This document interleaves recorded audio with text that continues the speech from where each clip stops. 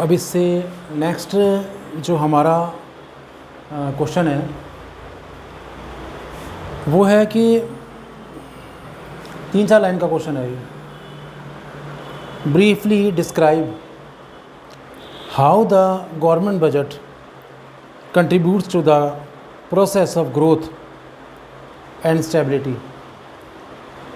यानी कि ग्रोथ और स्टेबिलिटी के अंदर जो हमारा गवर्नमेंट बजट है वो कैसे कंट्रीब्यूट करता है। बेसिकली गवर्नमेंट बजट करता क्या है? गवर्नमेंट बजट क्या करता है कि ये हिसाब लगाता है कि रिसोर्सेज को कैसे डिस्ट्रीब्यूट किया जाएगा। यही तो करता है। कितना हम पब्लिक कंपनी को, पब्लिक एंटरप्राइजेस को देंगे,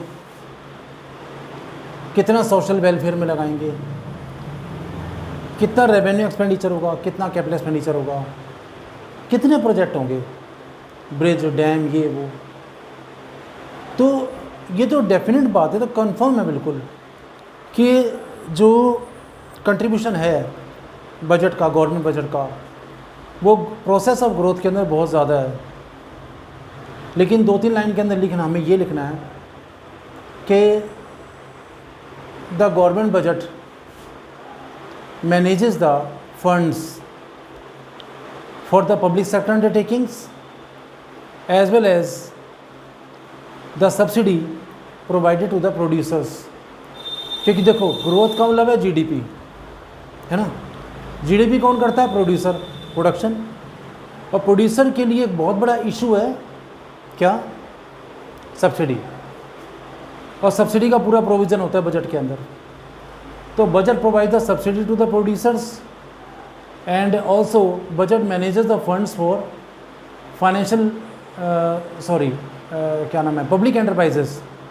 जो पब्लिक एंटरप्राइजेस हैं उनके लिए मनी अरेंज करता है। पब्लिक एंटरप्राइजेस आगे चल के जो काम करते हैं, देखो पब्लिक एंटरप्राइजेस प्रॉफिट के लिए कभी काम नहीं करते। वो क्या काम करते हैं? उनका अल्टीमेट पर्पस होता है जो है वेलफेयर, सोशल सर्विस होता है। यूँ तो नहीं कह सकते हम कि वो प्रॉफिट नहीं कमा रहे, प्रॉफिट बहुत मोटा कमाते हैं, नो डाउट। लेकिन ना उनका ऐसा नहीं है कि अगर उन्हें लॉस हो जाए तो वो बंद हो जाएंगे, ऐसा कभी नहीं होता। हमारी गवर्नमेंट के अंदर पता नहीं कितने ऐसे पब्लिक एंटरप्राइजेज हैं, they are still earning heavy, they are still suffering heavy losses, but they are running. तो एक तो लॉ एंड ऑर्डर के लिए और पब्लिक एंटरप्राइजेज के लिए फ़ंड को मैनेज करता है जो हमारा गवर्नमेंट बजट होता है। और क्या काम करता है? सब्सिडी देता है रेगुलरली प्रोड्यूसर्स को।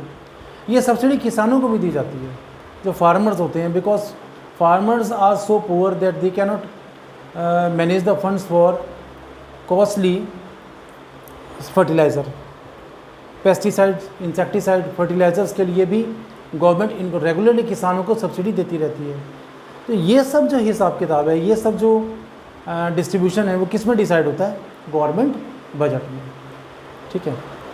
तो ये इकोनॉमी की ग्रोथ और स्टेबिलिटी का जो प्रोसेस है उसके अंदर हम कह सकते हैं गवर्नमेंट बजट काफ़ी हेल्पफुल है। इससे नेक्स्ट क्वेश्चन है,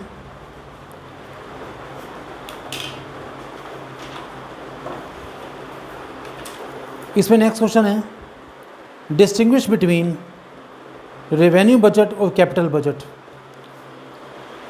एक छोटा सा क्वेश्चन है कि रेवेन्यू बजट में और कैपिटल बजट में क्या डिफरेंस है। रेवेन्यू बजट में और कैपिटल बजट में क्या डिफरेंस है? रेवेन्यू बजट के 2 कंपोनेंट होते हैं, कौन कौन से? रेवेन्यू रिसीप्ट और revenue expenditure. But capital budget के कौन से कंपोनेंट होते हैं? कैपिटल रिसीप्ट और कैपिटल एक्सपेंडिचर। ठीक है। दूसरा डिफरेंस देखो जो बड़े काम का है, रेवेन्यू बजट में जो भी आइटम आती हैं, कौन सी आती है? Revenue receipt, revenue expenditure. इनके साथ क्या खास बात होती है पता है? दोनों के साथ क्या कॉमन बात है?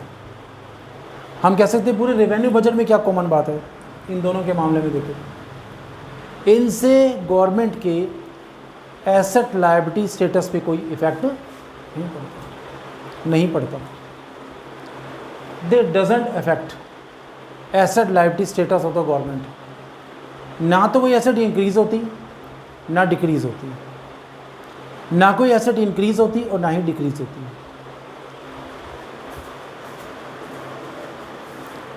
मतलब कहने का ये है कि इनसे कुछ भी एसेट या लायबिलिटी ना इंक्रीज ना डिक्रीज होती। लेकिन कैपिटल बजट के साथ उल्टा है।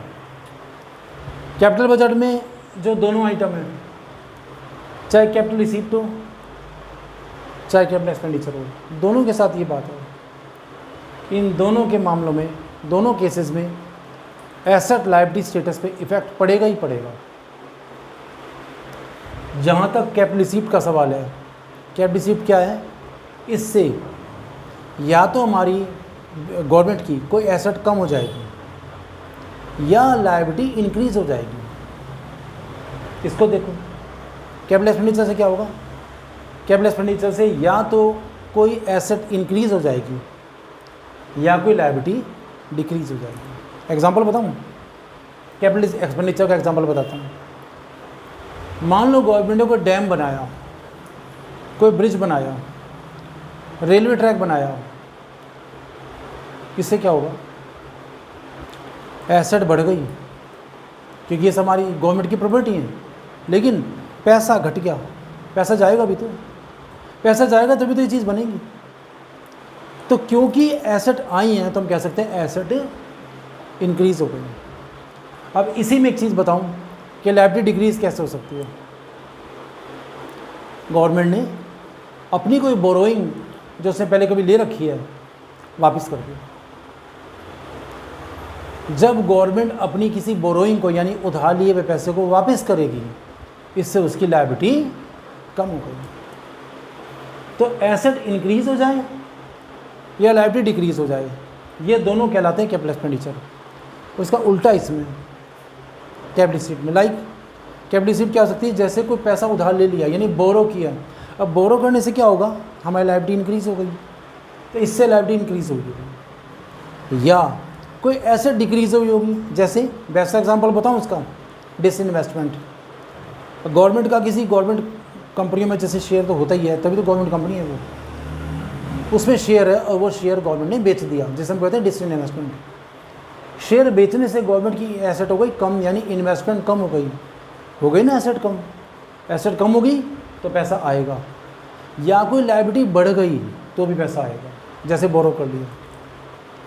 शॉर्ट में हम कह सकते हैं कि ये दोनों चीज़ें, पूरा capital budget asset liability status को अफेक्ट करता है, प्रभावित करता है।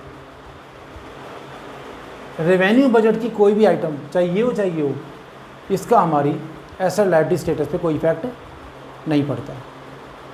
ना कोई एसेट इंक्रीज होती ना डिक्रीज होती, ना कोई लायबिलिटी इंक्रीज होती ना डिक्रीज होती। अब इससे आगे एक और क्वेश्चन है,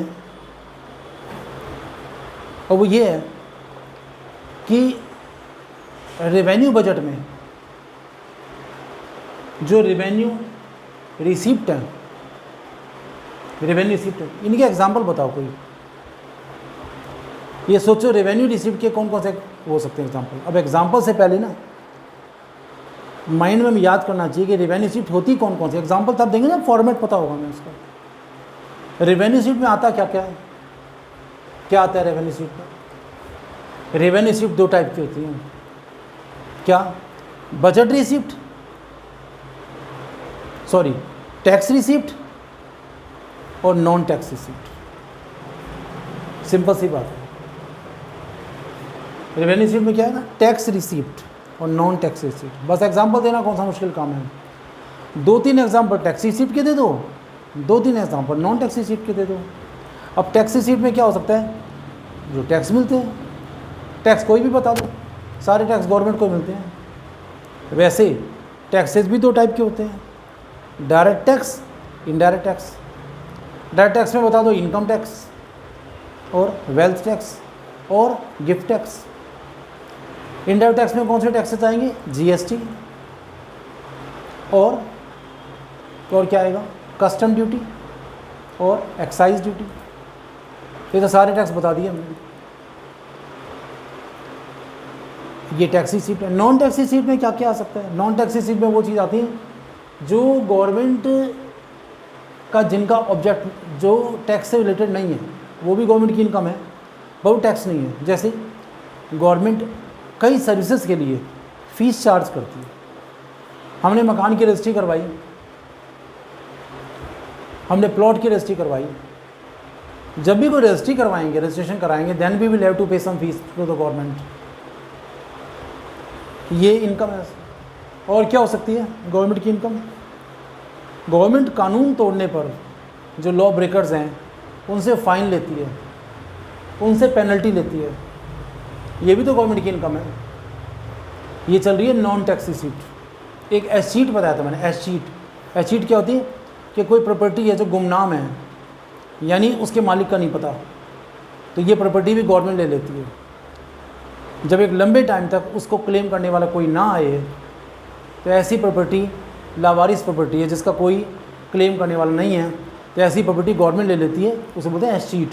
and that income is also as becomes a part of income of the government. वो रेवेन्यू इनकम है गवर्नमेंट की। तो इस तरह की चीज़ें जो हैं, ये सब इनकम इसके अंदर एग्जाम्पल हम दे सकते हैं। तो रेवेन्यू रिसीप्ट का एग्जाम्पल, रेवेन्यू एक्सपेंडिचर का क्या एग्जाम्पल हो सकता है? एक्सपेंडिचर में खर्चे हो गए हमारे, कोई भी खर्चे हो सकते हैं, किसी भी तरह के खर्चे हो सकते हैं।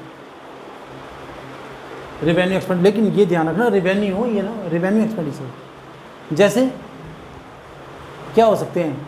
सैलरी का बिल पे करा, मज़दूरों को मजदूरी दी, वेजेस एंड सैलरी हो गई। इलेक्ट्रिसिटी एक्सपेंसेस हो गए। गवर्नमेंट किसी बिल्डिंग का रेंट भी पे कर सकती है, रेंट जिसमें बिल्डिंग गवर्नमेंट की बिल्डिंग किराए की हो गई। These all of these are examples of revenue expenditure. ठीक है, तो ये हमारे क्वेश्चंस खत्म हो गए, टॉपिक पूरा हो गया, ये चैप्टर भी फिनिश हो गया। ओके, ठीक है, बाय। इससे नेक्स्ट जो है चैप्टर स्टार्ट करेंगे नेक्स्ट वीडियो में। और इसके अंदर जो छोटे छोटे टॉपिक्स हैं, वो स्मॉल क्वेश्चंस हैं, जैसे वन लाइनर हैं या ट्रू फॉल्स हैं, वो बहुत इंपॉर्टेंट टॉपिक है। बजट के ऊपर क्वेश्चन आता है एग्ज़ाम में, और सबसे अच्छी बात है इसे प्रैक्टिकल ना के बराबर है, एक दो ही प्रैक्टिकल है। मेनली जिसका कॉन्सेप्ट है बजट का वो है थ्योरेटिकल। तो थ्योरी इसमें हमारी स्ट्रॉन्ग होनी चाहिए, नॉलेज बेस्ड है ये, यानी बजट एक नॉलेज की भी आइटम है। हम नॉर्मली बजट आता है ना, डिस्कस करते हैं आपस में, बजट में ऐसे हो गया, अब के बजट में महंगा हो गया, कुछ सस्ता हो गया, हर साल जैसे देखने को मिलता है। तो एक नॉलेज बेस्ड कॉन्सेप्ट है ये चैप्टर, नॉलेज के ऊपर बेस्ड है। ठीक है, ये बाय।